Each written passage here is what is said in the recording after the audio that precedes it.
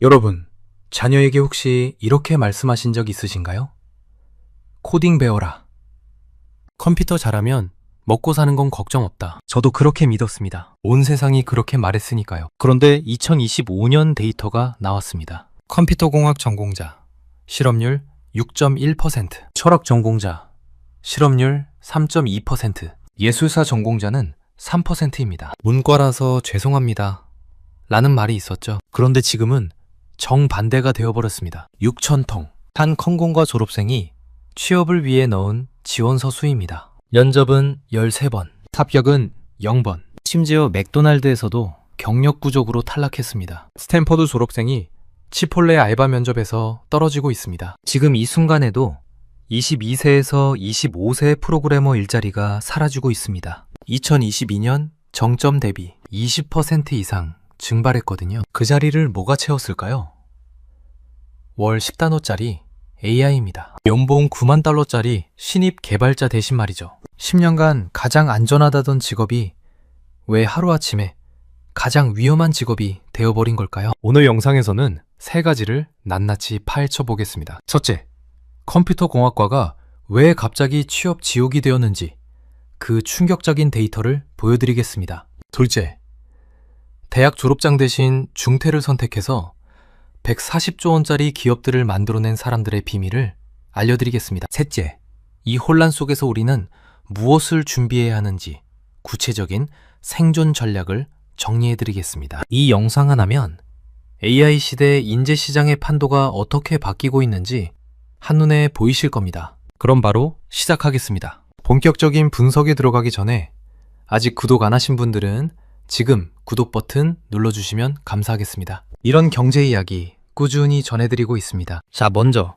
지금 무슨 일이 벌어지고 있는지 제대로 짚어보겠습니다. 스탠퍼드 대학교, 실리콘밸리의 심장이라고 불리는 곳이죠. 구글의 레리 페이지, 야후의 제리 양, 엔비디아의 젠슨 황, 세계를 호령하는 테크 거물들이 바로 이 학교 출신입니다. 과거에는 스탠퍼드 컴퓨터 공학과 졸업장만 있으면 실리콘밸리 어디든 프리패스였습니다. 구글, 메타, 애플 같은 빅테크 기업들이 서로 모셔가려고 줄을 섰거든요. 입학만 하면 취업은 보장된 거나 다름없었습니다. 그런데 지금 캠퍼스 분위기가 완전히 달라졌습니다. LA타임즈가 충격적인 보도를 했는데요. 스탠퍼드대 졸업생들이 AI 때문에 일자리를 찾을 수 없다는 내용이었습니다. 세계 최고 명문대 졸업장이 배관공 자격증보다 못하다는 자조 섞인 농담까지 나올 정도입니다. 이게 과장이 아닙니다. 실제 사례를 보여드리겠습니다. 마나시 미시라라는 학생이 있습니다. 퍼듀 대학교 컴퓨터공학과를 졸업했는데요. 퍼듀면 미국에서 공대로 꽤 유명한 학교입니다. 졸업할 때만 해도 연봉 1억 원 이상은 당연히 받을 줄 알았습니다. 선배들이 다 그랬으니까요. 그런데 결과가 어땠을까요? 단 한 번의 면접 기회를 받았는데 그게 치폴레였습니다. 멕시코 음식 파는 패스트푸드점이요. 그마저도 떨어졌습니다. 잭 테일러라는 졸업생은 더 충격적입니다. 오리건 주립대 컴퓨터공학과를 졸업하고 무려 6,000군데에 지원서를 넣었습니다. 6,000군데요? 면접은 13번 받고 합격은 0번입니다. 맥도날드에도 지원했는데 경력 부족으로 탈락했다고 합니다. 컴퓨터공학 학위를 가진 사람이 맥도날드에서 경력 부족이라니, 이게 지금 현실입니다. 숫자로 한번 정리해 보겠습니다. 뉴욕 연방준비은행이 발표한 데이터입니다. 22세에서 27세 사이 대졸자 실업률을 전공별로 조사했는데요. 컴퓨터공학 전공자 실업률 7.5%, 컴퓨터 사이언스 전공자 실업률 6.1%. 73개 전공 중에서 7번째로 높습니다. 그럼 흔히 취업 안 된다고 놀림받던 전공들은 어떨까요? 철학과 실업률 3.2%, 예술사학과 3.0%, 심지어 언론학과도 4.4%입니다. 다시 말씀드릴게요. 코딩 배우라고 그렇게 외쳤던 컴퓨터공학과 실업률이 철학과의 2배입니다. 문과라서 죄송합니다가 이과라서 죄송합니다로 뒤집힌 겁니다. 물론 연봉은 여전히 컴퓨터공학이 높습니다. 초봉 기준으로 컴퓨터공학과는 8만 달러, 우리 돈으로 약 1억 1천만 원 정도 됩니다. 철학과는 4만 8천 달러, 약 6,600만 원이고요. 그런데 여기서 중요한 건 뭘까요? 연봉이 아무리 높아도 취업이 안 되면 의미가 없다는 겁니다. 영혼에 아무리 큰 숫자를 곱해도 0인 것처럼요. 한국은 어떨까요? 미국만의 이야기가 아닙니다. 네카라쿠베라는 말 들어보셨죠? 네이버, 카카오, 라인, 쿠팡, 배달의 민족. 2020년대 초반만 해도 이 회사들이 개발자 모시기 경쟁을 벌였습니다. 부르는 게 값이라는 말까지 나왔어요. 그런데 지금은요. 네이버와 카카오 모두 신입 공채 규모를 대폭 축소했습니다. 아예 폐지한 곳도 있고요. 경력직 위주로만 뽑고 있습니다. 서울대, 연세대, 고려대, 카이스트 컴퓨터공학과 출신들도 서류에서 탈락하는 일이 비일비재합니다. 블라인드나 에브리타임 같은 커뮤니티에 가보시면 명문대 컴공과 출신인데 수십 군데에서 떨어졌다는 글이 수두룩합니다. 더 충격적인 통계가 있습니다. 한국에서 박사학위 취득자 10명 중 3명이 실업 상태입니다. 30세 미만 박사학위 소지자의 실업률은 무려 50%에 육박합니다. 고학력이 더 이상 취업을 보장하지 않는 시대가 온 겁니다. 자, 여기서 잠깐 정리하고 가겠습니다. 지금까지 현상을 봤는데요. 요약하면 이렇습니다. 10년간 황금 티켓이라 불리던 컴퓨터공학 학위가 지금은 휴지 조각 신세가 되어가고 있습니다. 세계 최고 명문대 졸업생도 예외가 아닙니다. 그렇다면 도대체 왜 이런 일이 벌어진 걸까요?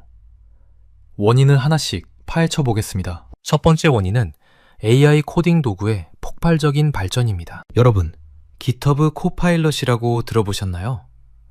마이크로소프트가 만든 AI 코딩 도구인데요. 개발자가 코드를 치면 AI가 알아서 다음 코드를 제안해 줍니다. 마치 스마트폰 자동 완성처럼요. 근데 훨씬 똑똑합니다. 2025년 초 기준으로 이 도구를 쓰는 개발자가 1,500만 명을 넘었습니다. 1년 만에 4배가 늘었어요. 이게 왜 문제일까요? 누구나 쉽게 이해할 수 있게 비유를 들어볼게요. 예전에는 식당에서 요리사가 재료 손질부터 조리까지 점거했습니다. 그래서 경습생이 필요했어요. 양파 까고, 채소 썰고, 설거지하면서 요리를 배웠죠. 그런데 이제 재료 손질은 기계가 다 해줍니다. 양파도 기계가 깔고, 채소도 기계가 썰어요. 그러면 식당 주인 입장에서 견습생이 필요할까요? 기계가 더 빠르고 실수도 안 하고 월급도 안 줘도 되는데요. AI 코딩 도구가 바로 그 기계입니다. 신입 개발자가 주로 하던 일이 뭘까요? 단순한 코드 작성, 버그 수정, 문서 정리, 테스트 코드 작성 이런 것들이었는데요. 이 일들을 AI가 몇 초 만에 해치웁니다. 사람보다 빠르고 정확하고 24시간 일해도 불평 한마디 없습니다. 실리콘밸리의 AI 스타트업 벡터라의 CEO가 이렇게 말했습니다. 이제 주니어 개발자는 필요 없다. 예전에 10명이 하던 일을 시니어 2명과 AI가 해치울 수 있기 때문이다. 이게 무슨 뜻일까요? 회사 입장에서 계산을 해보겠습니다. 신입 개발자 연봉이 미국 기준 9만 달러입니다. 우리 돈으로 약 1억 2천만 원이에요. GitHub 코파일럿 요금은 월 10달러, 연간 120달러입니다. 우리 돈으로 17만 원 정도요. 1억 2천만 원짜리 신입 vs 17만 원짜리 AI. 회사가 어떤 선택을 할까요? 실제로 2025년 조사에 따르면 54%의 엔지니어링 리더들이 AI 때문에 주니어 채용을 줄이겠다고 답했습니다. 절반인 회사들이 신입을 덜 뽑겠다는 거예요. 마이크로소프트는 지난해 직원 4천여 명을 해고했는데 그중 40%가 개발자였습니다. 구글, 메타, 아마존도 마찬가지고요. 노드.js라는 프로그래밍 도구를 만든 라이언 달이라는 유명한 개발자가 있는데요. 이 사람이 이렇게 선언했습니다. 인간이 직접 코드를 작성하는 시대는 끝났다. 충격적이죠? 코딩 도구를 만든 사람이 코딩의 종말을 선언한 겁니다. 두 번째 원인은 팬데믹 시기 과잉 채용의 역퉁입니다. 2020년부터 2022년까지를 기억하시나요? 코로나 때문에 모든 게 온라인으로 바뀌었죠. 재택근무, 온라인 쇼핑, 화상회의, 넷플릭스, 디지털 서비스 수요가 폭발했습니다. 그때 테크 기업들이 어떻게 했을까요?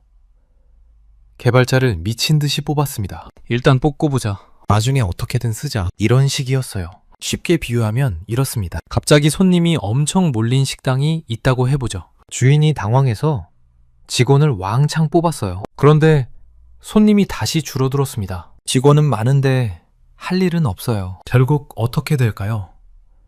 구조조정을 할 수밖에 없습니다. 2024년과 2025년에 빅테크 기업들이 바로 그랬습니다. 수십만 명을 해고했어요. 여기서 비극이 생깁니다. 해고된 사람들은 누굴까요? 3년에서 5년차 경력직들입니다. 구글이나 메타에서 일했던 사람들이요. 이 사람들이 다시 취업 시장에 나왔어요. 그러면 갓 졸업한 신입은 어떻게 될까요? 경쟁이 안 됩니다. 신입들은 같은 학교 동기들하고만 경쟁하는 게 아니에요. 구글 출신 경력직하고 경쟁해야 하는 겁니다. 세 번째 원인은 컴퓨터공학 전공자의 공급 과잉입니다. 지난 10년간 전 세계가 코딩을 배우라고 외쳤습니다. 전국민 코딩 교육, 국비 지원 부트캠프, 초등학교 코딩 의무화, 한국도 마찬가지였죠. 그 결과 어떻게 됐을까요? 2013년 대비 2023년 컴퓨터 공학 학위 수요자가 2배 이상 늘었습니다. 부트캠프 수료생까지 합치면 시장에 쏟아져 나오는 초급 개발자 수가 어마어마합니다. 다시 식당 비율을 들어볼게요. 10년 전에는 요리사가 부족했습니다. 요리학원 다니면 취업이 보장됐어요. 그래서 너도 나도 요리학원에 갔습니다. 그런데 10년이 지났더니 요리사가 넘쳐납니다. 게다가 요리기계까지 나왔어요. 이제 요리학원 졸업장이 무슨 의미가 있을까요? 공급은 폭발적으로 늘었는데 수요는 AI 때문에 줄어들었습니다. 가격이 어떻게 될까요? 폭락할 수밖에 없습니다. 네 번째 원인은 기업 채용 기준의 근본적인 변화입니다. 예전에는 채용할 때 뭘 봤을까요? 학력, 학점, 자격증 이런 스펙을 봤습니다. 스탠퍼드 졸업이면 뽑고 하버드 졸업이면 뽑고 학교 이름이 능력을 보증해줬어요. 그런데 지금은 달라졌습니다. 구글, IBM, 엑센추어 같은 글로벌 기업들이 학위 요건을 아예 삭제했습니다. 대신 뭘 볼까요? 포트폴리오입니다. 뭘 만들어 봤느냐? 어떤 프로젝트를 했느냐? 실제로 작동하는 서비스를 만들어 본 경험이 있느냐? 학위가 있어도 만들어 본 게 없으면 안 뽑습니다. 학위가 없어도 만들어 본 게 있으면 뽑습니다. 무엇을 배웠느냐가 아니라 무엇을 만들 수 있느냐를 묻는 시대가 된 겁니다. 골드만삭스의 최고 정보 책임자 마르코 아르젠티가 이렇게 말했습니다. 이제 컴퓨터공학 학위만으로는 부족하다. 철학을 함께 공부해야 한다. 골드만삭스요. 세계 최고의 투자은행에서 개발자 뽑을 때 철학을 배우라고 말하는 겁니다. 왜일까요?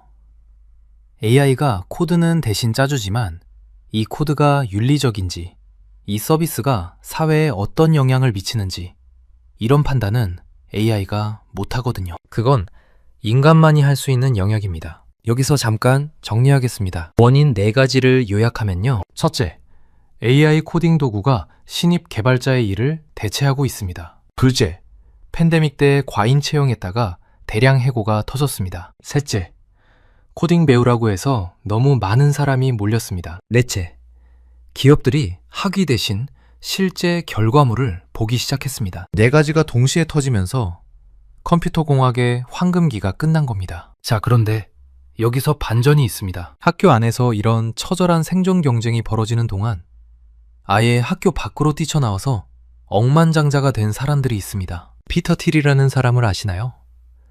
페이팔의 공동 창업자이자 실리콘밸리의 전설적인 투자자입니다. 이 사람이 2011년에 아주 파격적인 프로그램을 만들었어요. 틸 펠로우십이라고 합니다. 내용이 뭐냐면요. 23세 이하 젊은이들에게 대학을 중퇴하면 20만 달러, 우리 돈으로 약 2억 8천만 원을 주겠다는 겁니다. 조건은 하나입니다. 학교 그만두고 창업하라. 2년 동안 지원금을 줄 테니 뭔가를 만들어봐라. 처음에는 비판이 엄청났습니다. 영재들을 망치는 길이다. 무책임하다. 그랬어요. 그런데 15년이 지난 지금 결과가 어떨까요? 이 프로그램 출신들이 만든 기업 가치를 합치면 1,000억 달러가 넘습니다. 우리 돈으로 140조 원이에요. 하버드 졸업장보다, 스탠퍼드 졸업장보다 중퇴라는 이력이 더 큰 성공을 만들어낸 겁니다. 대표적인 인물들을 소개해드릴게요. 딜런 필드, 브라운 대학교 2년을 다니다가 중퇴했습니다. 틸 펠로우십으로 받은 10만 달러를 들고 피그마라는 회사를 만들었어요. 디자이너들이 협업할 수 있는 툴입니다. 10년 뒤 이 회사가 어떻게 됐을까요? 뉴욕 증시에 상장했고 딜런 필드의 순자산은 50억 달러, 우리 돈으로 약 7조 원이 됐습니다. 10만 달러 들고 시작해서 7조 원짜리 부자가 됐습니다. 대학 2년치 등록금도 안 되는 돈으로요. 비탈릭 부테린, 이더리움의 창시자입니다. 비트코인 다음으로 유명한 암호화폐죠. 이 사람도 틸 펠로우십 출신이에요. 대학을 중퇴하고 이더리움을 만들었는데 지금 이더리움 시가총액이 수천억 달러입니다. 알렉산더 왕, MIT에 1년 다니다가 중퇴했습니다. 스케일 AI라는 회사를 만들었어요. AI 학습용 데이터를 공급하는 회사인데 미국 국방부와 오픈 AI가 고객입니다. 20대에 억만장자 대열에 합류했습니다. 오스틴 러셀, 스탠퍼드를 17세에 중퇴했습니다. 루미나 테크놀로지스라는 자율주행차 센서 회사를 만들었는데요. 25세에 세계 최연소 자수성가 억만장자가 됐습니다. 피터 틸은 이렇게 말합니다. 대학은 루저들을 위한 보험이다. 대학은 빚만 남기는 거품이다. 과격한 말이죠. 하지만 결과가 그의 주장을 뒷받침하고 있습니다. 한국에도 비슷한 사례가 있습니다. 서울대를 중퇴한 한세진 대표인데요. 아들러라는 3D 엔진 기업을 창업했습니다. 한 대표는 이렇게 말했어요. 제가 꿈꾸는 건 애플이나 구글 같은 회사를 만드는 거였습니다. 그러면 그런 걸 만들어 본 사람한테 배워야 합니다. 학교에서 이론을 배우는 것보다 필드에서 뛰는 게 좋았어요. 그는 리그 오브 레전드 비유를 들었는데요. 챌린저가 되고 싶으면 페이커의 플레이를 보고 분석해야지. 롤을 연구하는 학자의 이야기를 듣는 건 다르다고요. 자, 그러면 역사적으로 이런 일이 처음일까요? 기술 발전이 일자리를 위협한 건 이번이 처음이 아닙니다. 200년 전 상업혁명 때를 떠올려 보세요. 방직기가 등장했을 때 수작업 장인들이 일자리를 잃었습니다. 러다이트 운동이라고 해서 기계를 부수는 사람들도 있었죠. 그때도 사람들이 두려워했습니다. 기계가 인간의 일자리를 다 뺏을 거라고요. 결과가 어땠을까요? 단순 노동자의 일자리는 줄었지만 기계를 다루는 새로운 직업이 생겼습니다. 공장 관리자, 기계 정비공, 엔지니어. 전체 일자리 수는 오히려 늘었어요. 지금도 비슷한 일이 벌어지고 있습니다. 코드를 직접 짜는 코더의 일자리는 줄어들고 있습니다. 하지만 AI를 다루는 새로운 직업이 생기고 있어요. 스탠퍼드에서 요즘 가장 인기 있는 수업이 뭔지 아시나요?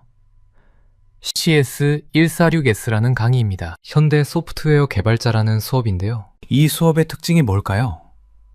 코드를 직접 짜지 말라고 가르칩니다. 파이썬 문법을 외우는 대신에 커서나 와프 같은 AI 기반 에디터를 다루는 법을 배웁니다. AI한테 내가 원하는 걸 설명하고 AI가 짠 코드가 제대로 됐는지 검사하는 법을 배우는 거예요. 실리콘밸리에서는 이걸 바이브 코딩이라고 부릅니다. 코딩을 몰라도 느낌대로 프로그램을 개발한다고 해서 붙은 이름이에요. 마이클 레리 강사는 이렇게 말합니다. 이제 개발자의 핵심 역량은 코딩 문법을 아는 게 아니라 AI 도구들을 잘 지휘하는 데 있다. 코더에서 지휘자로 역할이 바뀌고 있는 겁니다. 그렇다면 블루 칼라는 어떨까요?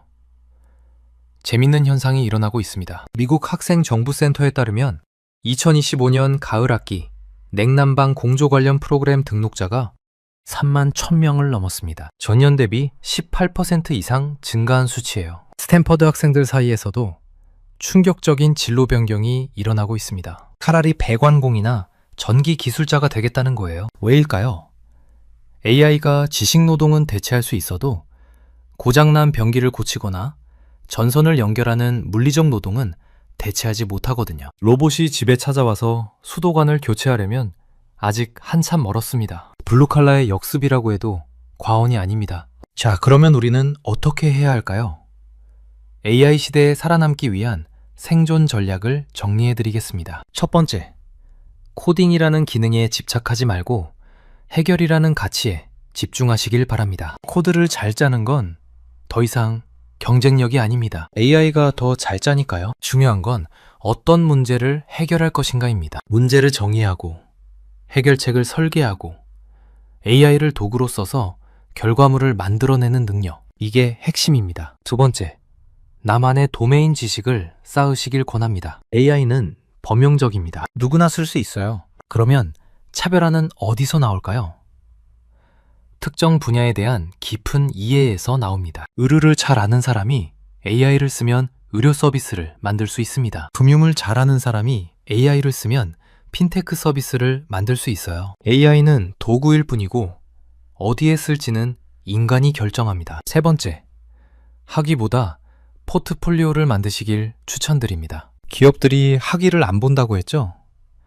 대신 뭘 만들어 봤는지를 봅니다. 작은 것부터 시작하시면 됩니다. AI를 활용해서 간단한 앱을 만들어 보세요. 웹사이트를 만들어 보세요. 자동화 도구를 만들어 보세요. 그 경험이 학위보다 훨씬 강력한 무기가 됩니다. 네 번째, 인문학적 소양을 기르시는 걸 고려해 보시면 좋겠습니다. 골드만삭스가 왜 철학을 배우라고 했을까요?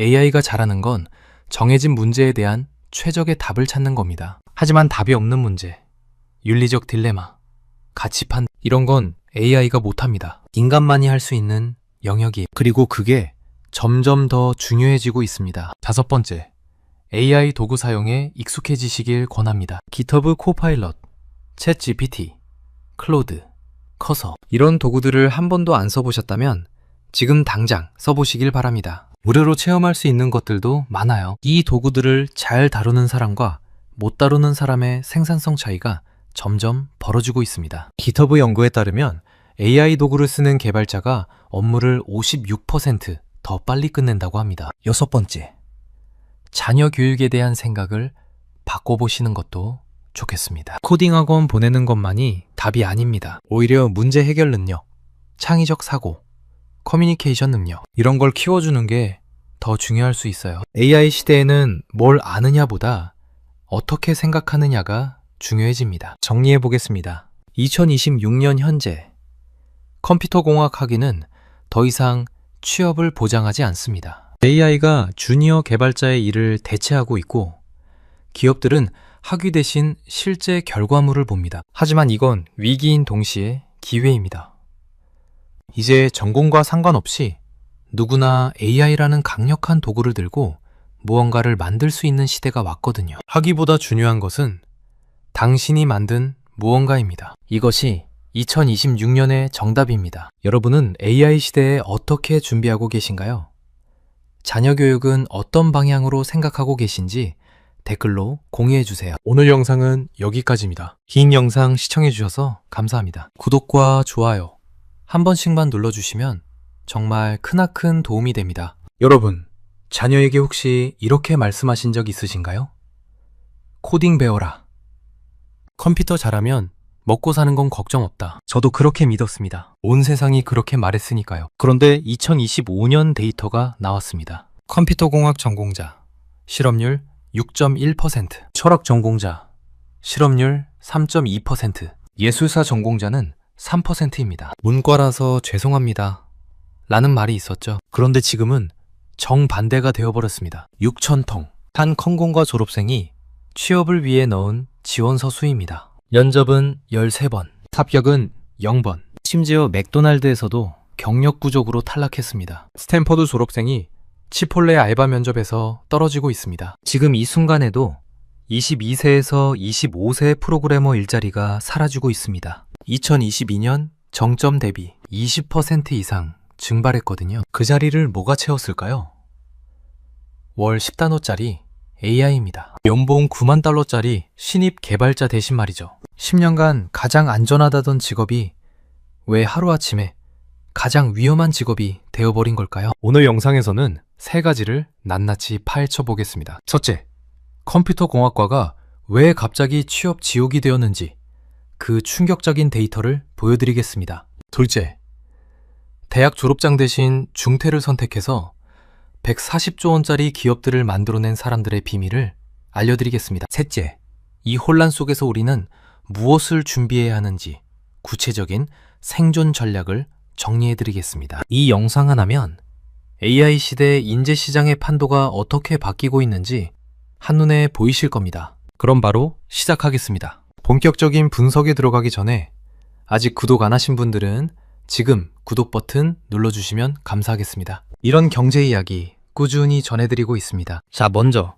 지금 무슨 일이 벌어지고 있는지 제대로 짚어보겠습니다. 스탠퍼드 대학교, 실리콘밸리의 심장이라고 불리는 곳이죠. 구글의 레리 페이지, 야후의 제리 양, 엔비디아의 젠슨 황, 세계를 호령하는 테크 거물들이 바로 이 학교 출신입니다. 과거에는 스탠퍼드 컴퓨터 공학과 졸업장만 있으면 실리콘밸리 어디든 프리패스였습니다. 구글, 메타, 애플 같은 빅테크 기업들이 서로 모셔가려고 줄을 섰거든요. 입학만 하면 취업은 보장된 거나 다름없었습니다. 그런데 지금 캠퍼스 분위기가 완전히 달라졌습니다. LA 타임즈가 충격적인 보도를 했는데요. 스탠퍼드대 졸업생들이 AI 때문에 일자리를 찾을 수 없다는 내용이었습니다. 세계 최고 명문대 졸업장이 배관공 자격증보다 못하다는 자조 섞인 농담까지 나올 정도입니다. 이게 과장이 아닙니다. 실제 사례를 보여드리겠습니다. 마나시 미시라라는 학생이 있습니다. 퍼듀 대학교 컴퓨터공학과를 졸업했는데요. 퍼듀면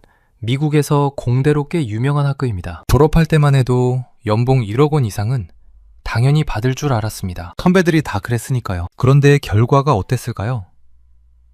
단 한 번의 면접 기회를 받았는데 그게 치폴레였습니다. 멕시코 음식 파는 패스트푸드점이요. 그마저도 떨어졌습니다. 잭 테일러라는 졸업생은 더 충격적입니다. 오리건 주립대 컴퓨터공학과를 졸업하고 무려 6,000군데에 지원서를 넣었습니다. 6,000군데요?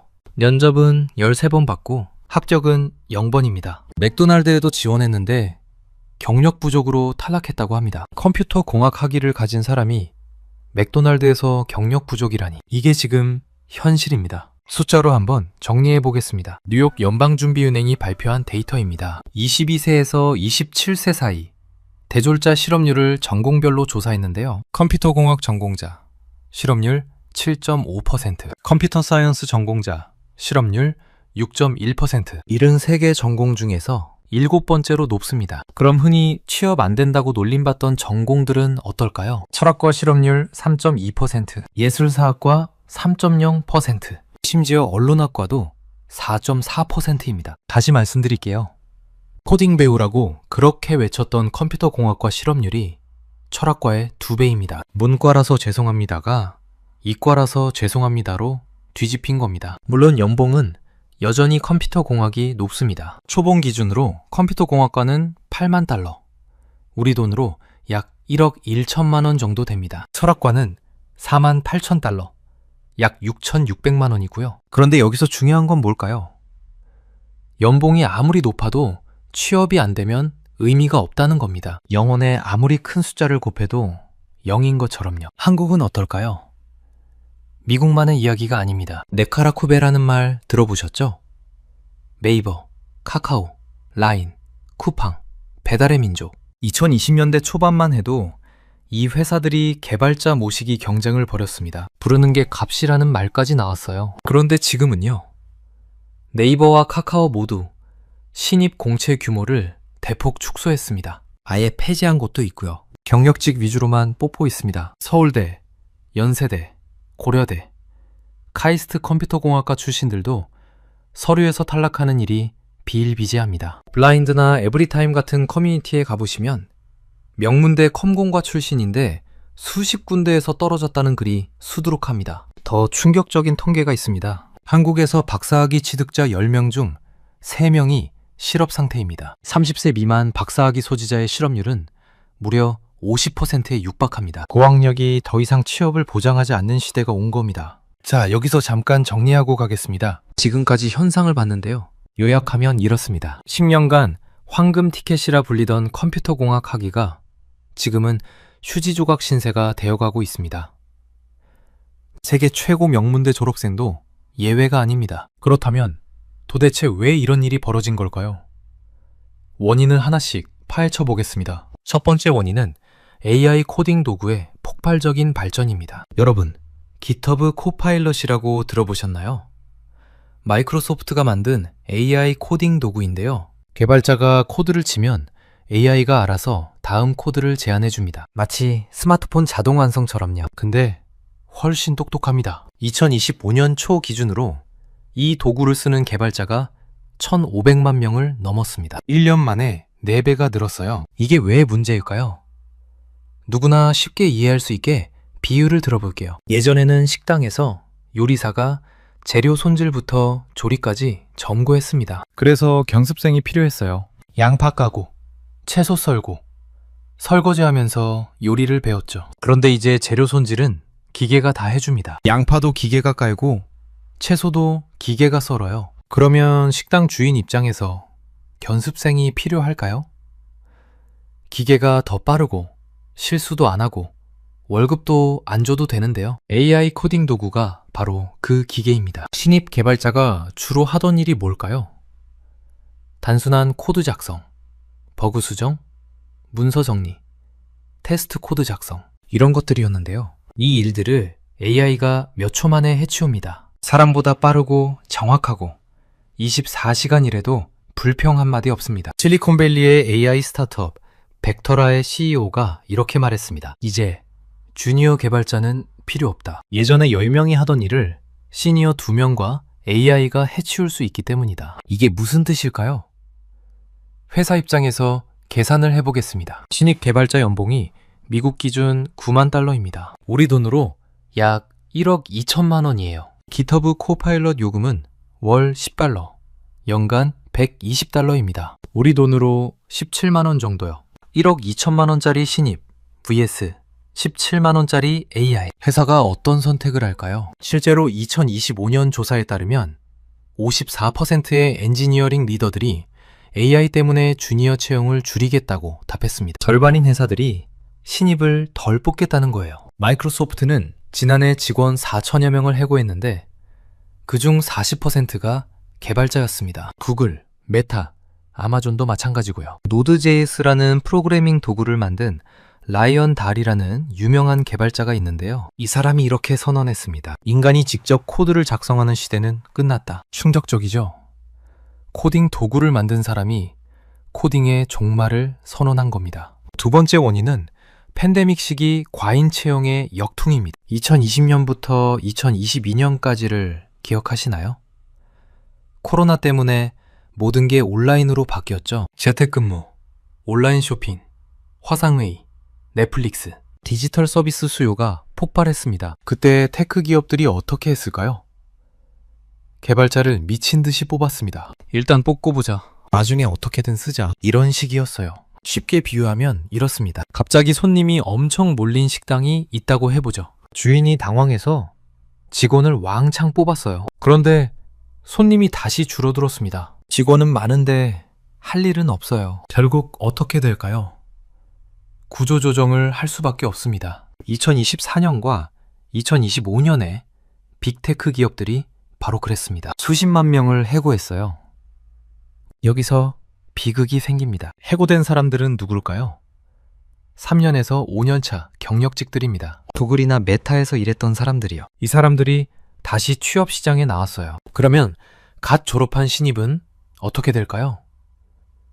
경쟁이 안 됩니다. 신입들은 같은 학교 동기들하고만 경쟁하는 게 아니에요. 구글 출신 경력직하고 경쟁해야 하는 겁니다. 세 번째 원인은 컴퓨터공학 전공자의 공급 과잉입니다. 지난 10년간 전 세계가 코딩을 배우라고 외쳤습니다. 전국민 코딩 교육, 국비 지원 부트캠프, 초등학교 코딩 의무화, 한국도 마찬가지였죠. 그 결과 어떻게 됐을까요? 2013년 대비 2023년 컴퓨터 공학 학위 수요자가 2배 이상 늘었습니다. 부트캠프 수료생까지 합치면 시장에 쏟아져 나오는 초급 개발자 수가 어마어마합니다. 다시 식당 비율을 들어볼게요. 10년 전에는 요리사가 부족했습니다. 요리학원 다니면 취업이 보장됐어요. 그래서 너도 나도 요리학원에 갔습니다. 그런데 10년이 지났더니 요리사가 넘쳐납니다. 게다가 요리기계까지 나왔어요. 이제 요리학원 졸업장이 무슨 의미가 있을까요? 공급은 폭발적으로 늘었는데 수요는 AI 때문에 줄어들었습니다. 가격이 어떻게 될까요? 폭락할 수밖에 없습니다. 네 번째 원인은 기업 채용 기준의 근본적인 변화입니다. 예전에는 채용할 때 뭘 봤을까요?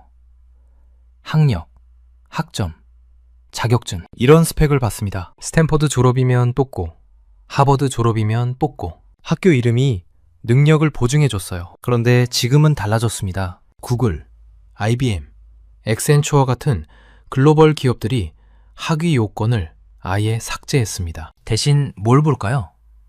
포트폴리오입니다. 뭘 만들어 봤느냐? 어떤 프로젝트를 했느냐? 실제로 작동하는 서비스를 만들어 본 경험이 있느냐? 학위가 있어도 만들어 본 게 없으면 안 뽑습니다. 학위가 없어도 만들어 본 게 있으면 뽑습니다. 무엇을 배웠느냐가 아니라 무엇을 만들 수 있느냐를 묻는 시대가 된 겁니다. 골드만삭스의 최고 정보 책임자 마르코 아르젠티가 이렇게 말했습니다. 이제 컴퓨터공학 학위만으로는 부족하다. 철학을 함께 공부해야 한다. 골드만삭스요. 세계 최고의 투자은행에서 개발자 뽑을 때 철학을 배우라고 말하는 겁니다. 왜일까요? AI가 코드는 대신 짜주지만 이 코드가 윤리적인지, 이 서비스가 사회에 어떤 영향을 미치는지 이런 판단은 AI가 못하거든요. 그건 인간만이 할 수 있는 영역입니다. 여기서 잠깐 정리하겠습니다. 원인 4가지를 요약하면요. 첫째, AI 코딩 도구가 신입 개발자의 일을 대체하고 있습니다. 둘째, 팬데믹 때 과잉 채용했다가 대량 해고가 터졌습니다. 셋째, 코딩 배우라고 해서 너무 많은 사람이 몰렸습니다. 넷째, 기업들이 학위 대신 실제 결과물을 보기 시작했습니다. 4가지가 동시에 터지면서 컴퓨터 공학의 황금기가 끝난 겁니다. 자, 그런데 여기서 반전이 있습니다. 학교 안에서 이런 처절한 생존 경쟁이 벌어지는 동안 아예 학교 밖으로 뛰쳐나와서 억만장자가 된 사람들이 있습니다. 피터 틸이라는 사람을 아시나요? 페이팔의 공동 창업자이자 실리콘밸리의 전설적인 투자자입니다. 이 사람이 2011년에 아주 파격적인 프로그램을 만들었어요. 틸 펠로우십이라고 합니다. 내용이 뭐냐면요. 23세 이하 젊은이들에게 대학을 중퇴하면 20만 달러, 우리 돈으로 약 2억 8천만 원을 주겠다는 겁니다. 조건은 하나입니다. 학교 그만두고 창업하라.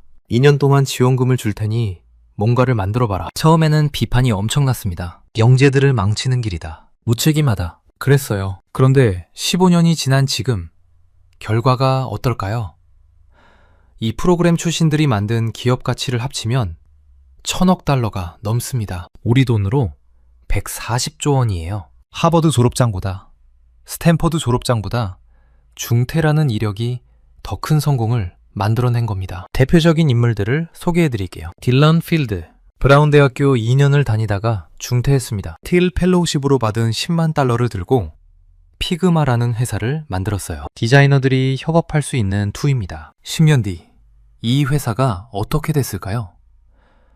뉴욕 증시에 상장했고 딜런 필드의 순자산은 50억 달러, 우리 돈으로 약 7조 원이 됐습니다. 10만 달러 들고 시작해서 7조 원짜리 부자가 됐습니다. 대학 2년치 등록금도 안 되는 돈으로요. 비탈릭 부테린, 이더리움의 창시자입니다. 비트코인 다음으로 유명한 암호화폐죠. 이 사람도 틸 펠로우십 출신이에요. 대학을 중퇴하고 이더리움을 만들었는데 지금 이더리움 시가총액이 수천억 달러입니다. 알렉산더 왕, MIT에 1년 다니다가 중퇴했습니다. 스케일 AI라는 회사를 만들었어요. AI 학습용 데이터를 공급하는 회사인데 미국 국방부와 오픈 AI가 고객입니다. 20대에 억만장자 대열에 합류했습니다. 오스틴 러셀, 스탠퍼드를 17세에 중퇴했습니다. 루미나 테크놀로지스라는 자율주행차 센서 회사를 만들었는데요. 25세에 세계 최연소 자수성가 억만장자가 됐습니다. 피터 틸은 이렇게 말합니다. 대학은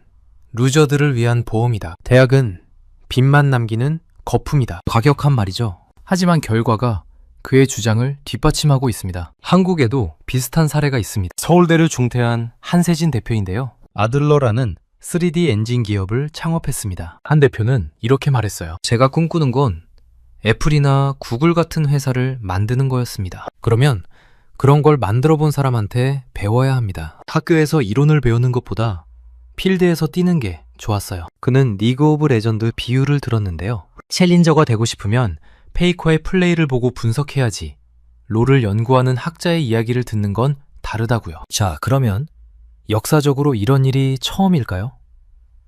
기술 발전이 일자리를 위협한 건 이번이 처음이 아닙니다. 200년 전 상업혁명 때를 떠올려 보세요. 방직기가 등장했을 때 수작업 장인들이 일자리를 잃었습니다. 러다이트 운동이라고 해서 기계를 부수는 사람들도 있었죠. 그때도 사람들이 두려워했습니다. 기계가 인간의 일자리를 다 뺏을 거라고요. 결과가 어땠을까요?